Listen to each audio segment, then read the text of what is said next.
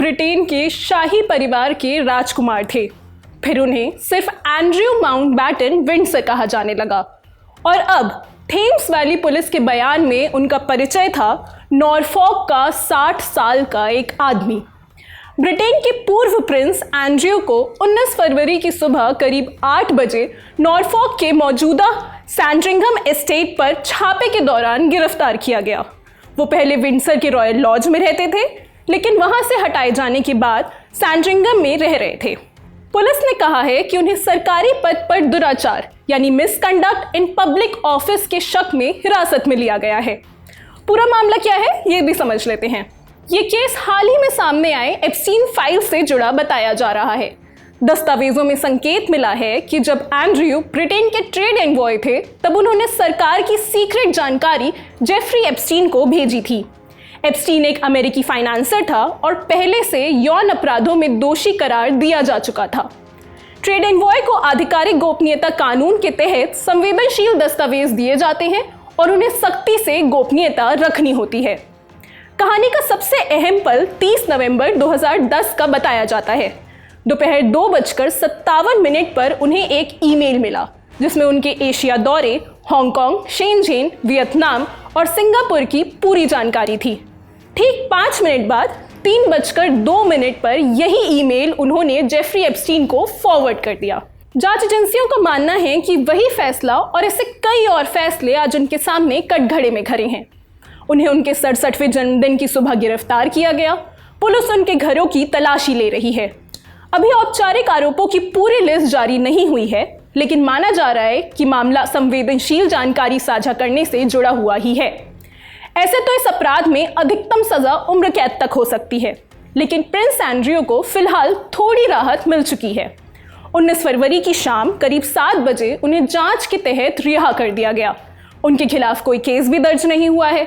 इसे release under investigation कहते हैं। मतलब उन्हें पुलिस हिरासत में बिना जमानत की शर्त के छोड़ा गया है, यानी फिलहाल उन्हें दोबारा थाने में हाजिरी लगाने की कोई भी ज़रूरत नहीं है। लेकिन पुलिस की जांच अभी भी जारी है, इसलिए आगे चलकर इस मामले में पुलिस उनसे दोबारा संपर्क कर सकती है।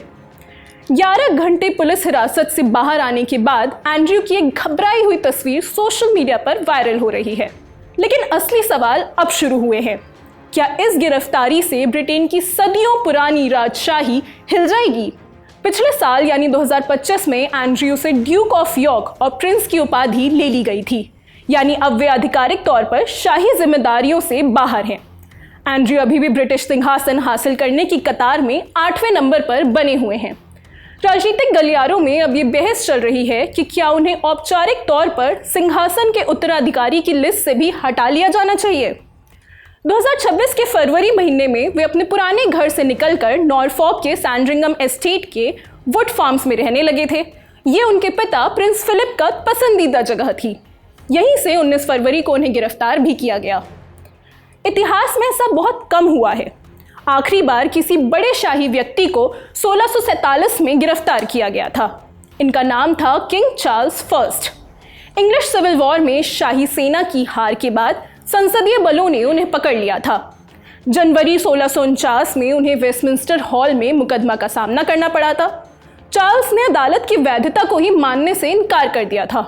उनका तर्क था कि एक राजा की सत्ता सीधे भगवान से आती है, इसलिए किसी भी अदालत को उस पर फैसला सुनाने का कोई अधिकार ही नहीं हो सकता।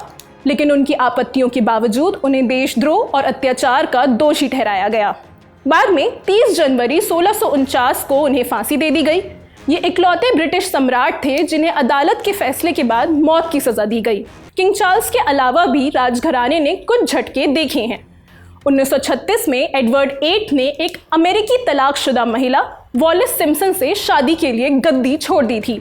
2020 में प्रिंस हैरी और मेघन मार्कल ने शाही जिम्मेदारियां छोड़ दी। इसके अलावा भी कुछ शाही सदस्यों पर छोटे मोटे केस लगे हैं, लेकिन बात कभी गिरफ्तारी तक नहीं पहुंची। बहरहाल एंड्रयू की गिरफ्तारी पर किंग चार्ल्स III ने कहा है कि कानून अपना काम करेगा और शाही परिवार जांच में सहयोग करेगा, लेकिन आग लगी है तो धुआं दूर तक जाएगा ही। एंड्रयू की गिरफ्तारी को कई लोग राजशाही के लिए बड़ा झटका मान रहे हैं। सर्वे बताते हैं कि 1983 में 86% लोग राजशाही को ज़रूरी मानते थे, लेकिन अब ये आंकड़ा करीब 51% ही रह गया है। कुछ लोग इसे एक अच्छी बात भी कह रहे हैं। उनका मानना है कि अगर जांच सही तरीके से होती है तो ये दिखाएगा कि कानून सबके लिए बराबर है और शाही परिवार को कोई स्पेशल स्टेटस नहीं दिया जाता है। लेकिन अगर और गंभीर खुलासे हुए तो ये राजघराने के लिए बड़ी मुश्किल बन सकता है। इस मामले से जुड़ी बाकी सारी डिटेल्स भी हम आप तक पहुंचाते रहेंगे। मेरा नाम है निकिता अग्रवाल, कैमरे के पीछे हैं विजय। देखते रहिए द ललन टॉक।